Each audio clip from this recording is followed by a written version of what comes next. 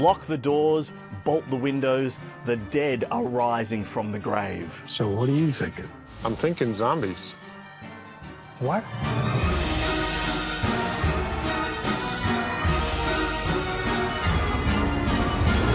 The Dead Don't Die is the new film from auteur Jim Jarmusch, who has previously worked in the horror film genre with his rock vampire opus Only Lovers Left Alive. Here, Jarmusch has essentially created the ultimate hipster zombie hybrid. Think less characters running from the hordes of the undead, and more about characters sitting around having a coffee talking about what they would do if there was a horde of the undead chasing them. The film stars Bill Murray and Adam Driver and Tilda Swinton, and it is essentially a meta-commentary on the zombie genre. They gravitate towards things they did when they were alive. Coffee.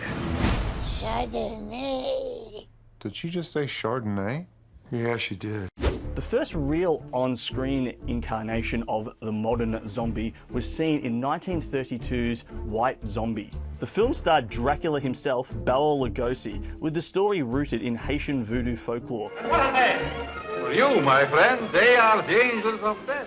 The film remains a great example of early atmospheric horror filmmaking and also inspired the name of heavy metal band White Zombie. The film opened a doorway for a number of zombie works in the 1940s and 1950s, chiefly the 1943 release I Walked with a Zombie and the 1953 comedy horror musical mashup by Dean Martin and Jerry Lewis, Scared Stiff.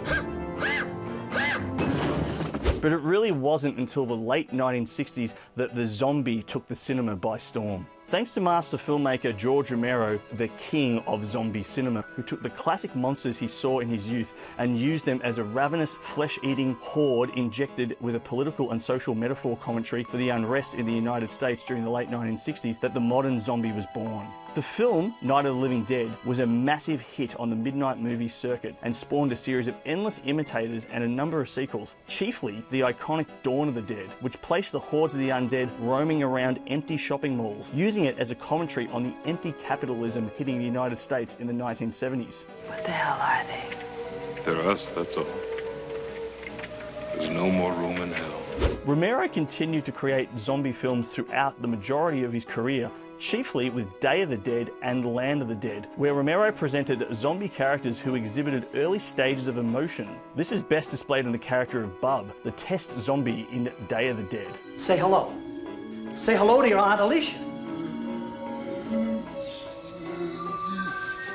Unfortunately, not all the zombie films that Romero helmed were as successful as his original outings, particularly Diary of the Dead, which took the modern trope of found footage and injected it with a zombie narrative. It was clear that the filmmaker didn't know how to work both angles of this genre, and sadly it remains one of the worst zombie films of all time. I think it's time we left this place. The 90s saw a low point for zombie big screen action, but it was on the small screen where they really prospered. The video game series Resident Evil brought players into the middle of the zombie outbreak, winning hordes of fans across the world and a number of big screen adaptations. They sadly were nowhere near as good as the video game series. The 2000s brought in such films as Edgar Wright's horror comedy fusion Shaun of the Dead and the zombie rom-com Warm Bodies. It's too much.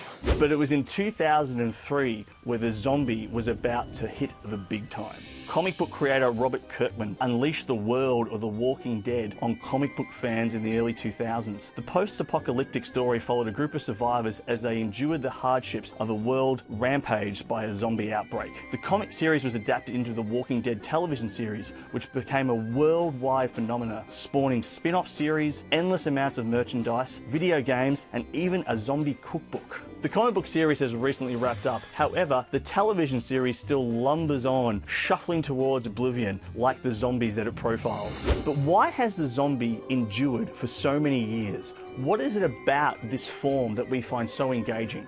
One can look at the theoretical concept of abjection, where one separates oneself of self. In other words, we find zombies so engaging and so troubling as they are literally representations of us, our society, and our own mortality. You're not a zombie, you're okay. The hell I am!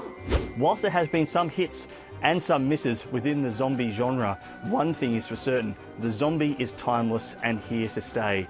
So remember that warning from Night of the Living Dead. They're coming to get you.